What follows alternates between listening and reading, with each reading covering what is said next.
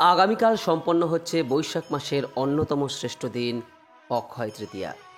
আজ 15ই বৈশাখ 29শে এপ্রিল মঙ্গলবার রাত্রি 8:24 থেকে শুরু হচ্ছে অক্ষয় তৃতীয়া তিথি, যা থাকছে আগামীকাল সন্ধ্যা 6:12 পর্যন্ত।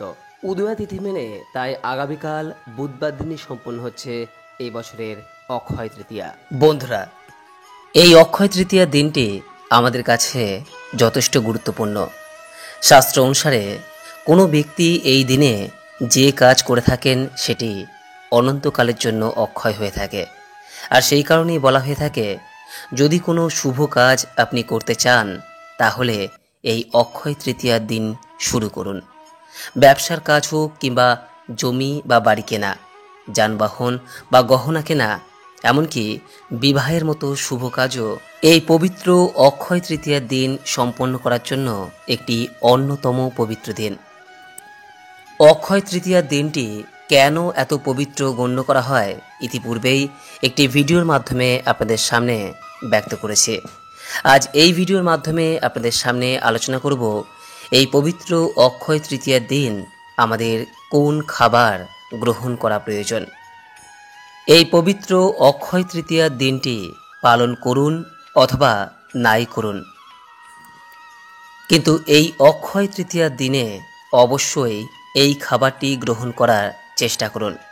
এবং এর পাশাপাশি আরেকটি গুরুত্বপূর্ণ বিষয়ে আপনাদের সামনে আলোচনা করব, তা হলো এই পবিত্র অক্ষয় তৃতীয়ার দিন কোন দ্রব্য বাড়িতে আনা শুভ। এই বিষয়টি বলা হয়ে থাকে যে এই অক্ষয় তৃতীয়ার দিন যদি আপনি বাড়ির বাইরে বের হন তাহলে কখনোই খালি হাতে প্রবেশ করতে নেই। এই দিন অন্তত সামান্য একটি দ্রব্য অতি অবশ্যই আপনাকে বাড়িতে নিয়ে যাওয়া প্রয়োজন, কারণ অক্ষয় তৃতীয়ার পবিত্র দিনে খালি হাতে গৃহে প্রবেশ করা একেবারেই অনুচিত। এতে গৃহের অকল্যাণ হয়। তাই বন্ধুরা, অক্ষয় তৃতীয়ার এই পবিত্র দিনে অতি অবশ্যই এই খাবারটি ভগবানের উদ্দেশ্যে প্রথমে নিবেদন করে তারপর আহার করুন এবং তারই সঙ্গে এই সামান্য একটি দ্রব্য নিয়ে গৃহে প্রবেশ করুন। বন্ধুরা, শাস্ত্রবিদরা পরামর্শ দিয়েছেন এই অক্ষয় তৃতীয়ার দিন অতি অবশ্যই নিরামিষ আহার গ্রহণ করা প্রয়োজন। এই বিষয়টি কিন্তু সকলের ক্ষেত্রেই প্রযোজ্য। যারা অক্ষয় তৃতীয়া পালন করছেন বা পুজো করছেন তাদের ক্ষেত্রেও এই বিষয়টি যেমন প্রযোজ্য, আর যারা অক্ষয় তৃতীয়া পালন করছেন না তাদের ক্ষেত্রেও এটি একইভাবে প্রযোজ্য। শাস্ত্র অনুসারে এই দিন চাল, মুগ ডাল এবং বিভিন্ন সবজি খিচুড়ি খাওয়ার রেওয়াজ রয়েছে। যদি কেউ অক্ষয় তৃতীয়া পালন করে থাকেন এবং অক্ষয় তৃতীয়ার পূজা করে থাকেন তাহলে পূজার নৈবেদ্য হিসেবে অবশ্যই এই ভোগের খিচুড়ি প্রসাদ ভগবানের উদ্দেশ্যে অর্পণ করুন এবং পূজা শেষ হয়ে যাওয়ার পর এই ভোগের প্রসাদ অবশ্যই গ্রহণ করবেন। বন্ধুরা, এই বিষয়টি নিশ্চয়ই আপনি জানেন যে এই পবিত্র অক্ষয় তৃতীয়ার দিনে মা লক্ষ্মীর প্রতীক স্বরূপ কোনো কিছু দ্রব্য কেনা অত্যন্ত শুভ ফলদায়ক হয়ে থাকে। মা লক্ষ্মীর প্রতীক হিসেবে দানা শস্যকেও গণ্য করা হয়। চাল মা লক্ষ্মীর একটি অন্যতম প্রতীক। তাই অক্ষয় তৃতীয়ার দিন যদি আপনি বাড়ির বাইরে কখনো যান তাহলে চাল, ডাল বা বিভিন্ন প্রকার দানা শস্য আপনি কিনতে পারেন। এর পাশাপাশি অক্ষয় তৃতীয়ার সবুজ শাকসবজি কেনাও অত্যন্ত শুভ হিসেবে বিবেচিত। শাস্ত্র অনুসারে এই সবুজ শাকসবজি আমাদের কাছে প্রকৃতির আশীর্বাদ স্বরূপ। এই দিনে যদি কখনো বাড়ির বাইরে বের হন তাহলে দানা শস্য কেনার পাশাপাশি সবুজ শাকসবজি অবশ্যই কিনবেন এবং তাই দিয়ে ঠাকুরের উদ্দেশ্যে ভোগ তৈরি করে ঠাকুরকে অবশ্যই নিবেদন করবেন। পুজোর পর সেই ভোগের প্রসাদ গ্রহণ করবেন এবং অপরকেও প্রদান করবেন। ভোগের এই প্রসাদ প্রস্তুত করার সময় অতি অবশ্যই সামান্য হলেও ঘি নিবেদন করবেন। যে কোনো পবিত্র বা শুভ কাজে ঘি নিবেদন করা আবশ্যক। ভগবানের জন্য নিবেদিত এই ভোগের প্রসাদে যদি আপনি ঘি নিবেদন করেন, তাহলে এতে মানসিক এবং শারীরিক ক্ষতিকর উপাদান দূরে রাখতে সহায়তা করে এই ঘি।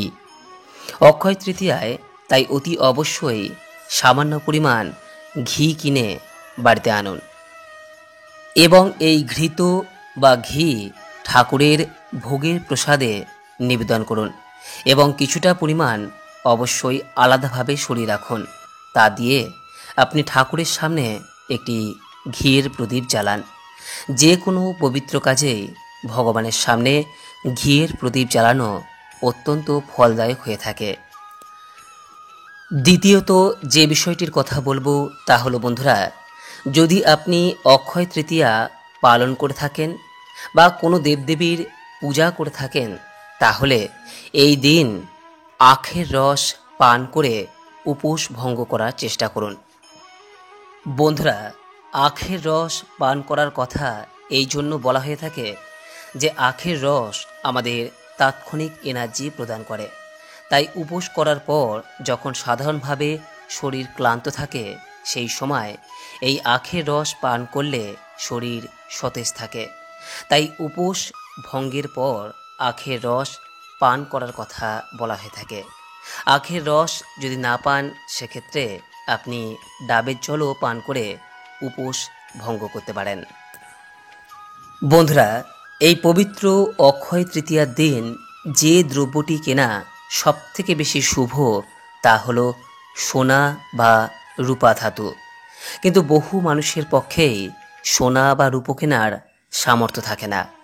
যদি সোনা বা রূপো কিনতে নাও পারেন, তাহলে অন্তত এই দিন নিজের সামর্থ্য অনুযায়ী অন্য ধাতু দিয়ে তৈরি যে কোনো জিনিস আপনি অবশ্যই কিনতে পারেন।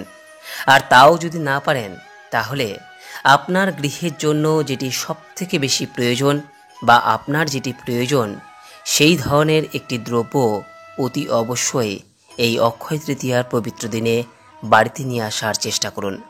মনে রাখবেন, এই পবিত্র দিনে আপনার প্রয়োজনের জন্য যে দ্রব্যটি আপনি কিনবেন, সেটি নিশ্চিতরূপেই ফলপ্রাপ্ত হবেই হবে।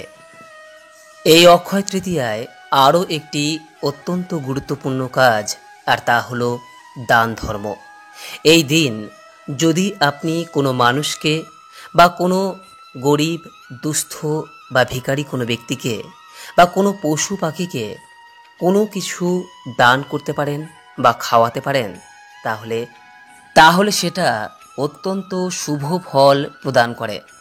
এই দিন আপনি ঠাকুরের উদ্দেশ্যে বা কোনো দুস্থ দরিদ্র মানুষদের উদ্দেশ্যে বা কোনো বাচ্চাদের উদ্দেশ্যে লাড্ডু দান করতে পারেন, কোনো প্রকার দানাশস্য দান করতে পারেন, অথবা কোনো বস্ত্র দান করতে পারেন।